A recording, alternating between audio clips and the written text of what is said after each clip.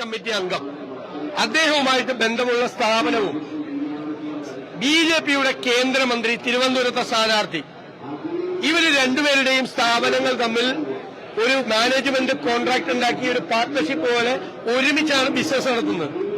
അതാരെങ്കിലും ചോദ്യം ചെയ്യുന്നുണ്ടോ? ഞാൻ പറഞ്ഞതാണല്ലേ ആദ്യം മുതൽ, അല്ലേ? അപ്പോ ആ തലത്തിലേക്ക് ബന്ധം മാറി. പിന്നെ അവിടെ ഇൻകം ടാക്സ് റെയ്ഡ് നടന്നു, ED പരിശോധന നടന്നു. അത് കഴിഞ്ഞപ്പോഴാണ് ഈ സെറ്റിൽമെന്റ് ഇവര് തമ്മിൽ ഉണ്ടായത്. ഇത് യാഥാർത്ഥ്യമല്ലേ? ഇത് ആർക്കും നിഷേധിക്കാൻ പറ്റുന്നത്?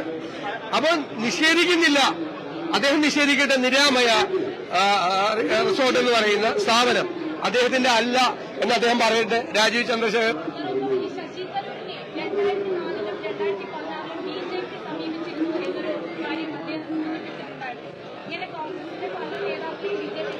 അല്ല, അതെല്ലാവരും എല്ലാ പാർട്ടി ഞാൻ ചോദിക്കട്ടെ, ബിജെപിയുടെ എത്ര നേതാക്കൾ കഴിഞ്ഞ ഒരാഴ്ചക്കുള്ളിൽ കോൺഗ്രസിൽ ചേർന്നു?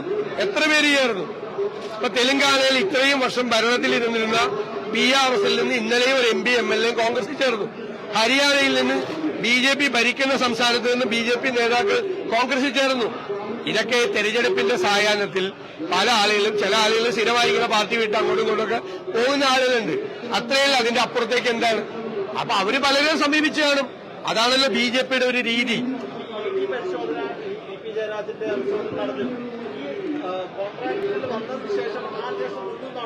പിന്നെ ഒരു അന്വേഷണം ഇല്ല. അതെങ്ങനെ? രാജീവ് ചന്ദ്രശേഖരന്റെ കൂടി ഉടമസ്ഥതയിലുള്ള സ്ഥാപനത്തിൽ കയറാൻ ED മുട്ടുവരയ്ക്കും. ED പിന്നെ നിർത്തി, ED ഇൻകം ടാക്സ് ഒക്കെ പിന്നെ നിർത്തി. അപ്പൊ EP ജയരാജൻ ബുദ്ധിപൂർവമായ, അദ്ദേഹത്തിന് അഡ്വൈസറായിരിക്കാൻ പറ്റിയ ഒരാളെ EDയും വന്ന ITയും വന്ന പുള്ളി എങ്ങനെയൊക്കെ മുമ്പോട്ട് കൊണ്ടുപോകണം. അപ്പൊ അദ്ദേഹം ബുദ്ധിപൂർവമായ ഒരു ഇടപെടൽ നടത്തി ഒരുമിച്ച്. നമ്മളിത് പറയാനുള്ള സാഹചര്യം എന്താ ഉണ്ടായത്? കേരളത്തിൽ BJP ഒരുപാട് സ്ഥലത്ത് 2ാം സ്ഥാനത്ത് വരും എന്ന് കേരളത്തിലെ LDFന്റെ കൺവീനർ പറയാണ്. പിന്നെ തിരുവനന്തപുരത്തെയും ആറ്റിങ്ങലിലെയും തൃശൂരിലെയും ഉൾപ്പെടെയുള്ള BJPയുടെ സ്ഥാനാർത്ഥികൾ നല്ല ബെസ്റ്റ് സ്ഥാനാർത്ഥികളാണ് എന്ന് LDF കൺവീനർ പറയാണ്. സുരേന്ദ്രൻ പോലും പറഞ്ഞിട്ടില്ല, സുരേന്ദ്രൻ പോലും പറഞ്ഞിട്ടില്ല, BJP നേതാക്കൾ പോലും പറഞ്ഞിട്ടില്ല ഇത്രയും ബെസ്റ്റാണ്.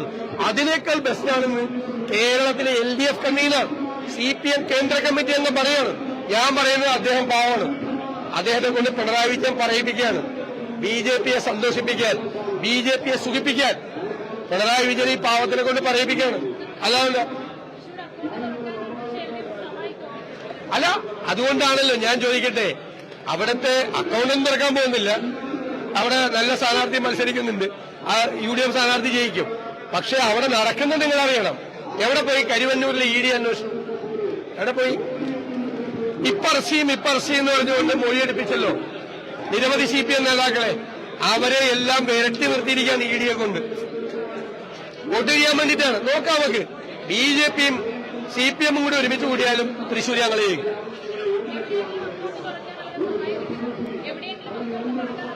ഒരു സ്ഥലത്തും കേരളത്തിൽ ഒരു സ്ഥലത്തും BJP അക്കൗണ്ട് തുറക്കില്ല. 2ാം സ്ഥാനത്ത് പോലും BJP വരില്ല എന്നാണ് ഞങ്ങളുടെ കണക്കൂട്ടൽ. 2ാം സ്ഥാനത്ത് പോലും കേരളത്തിൽ BJPക്ക് ഒരു സ്പേസുമില്ല, ഒരു സ്പേസുമില്ല. സ്പേസ് ഉണ്ടാക്കാനാണ് പിണറായി വിജയൻ ശ്രമിക്കുന്നത്. അദ്ദേഹത്തിന് പേടിയാണ്. മാസപ്പടി കേസിലെ അന്വേഷണത്തെ, SMC ലാവലിംഗ് കേസിലെ അന്വേഷണത്തെ ഒക്കെ പിണറായി വിജയൻ ഭയപ്പെടുന്നതുകൊണ്ട് BJPയെ പേടിച്ചാണ് നിൽക്കുന്നത് ഈ ഇലക്ഷനിൽ. അതുകൊണ്ട് BJPക്ക് സ്പേസ് ഉണ്ടാക്കാൻ വേണ്ടി CPMഉം പിണറായി വിജയനും ശ്രമിക്കുകയാണ്. ഞങ്ങൾ ആ സ്പേസ് ഉണ്ടാക്കില്ല കേരളത്തിൽ.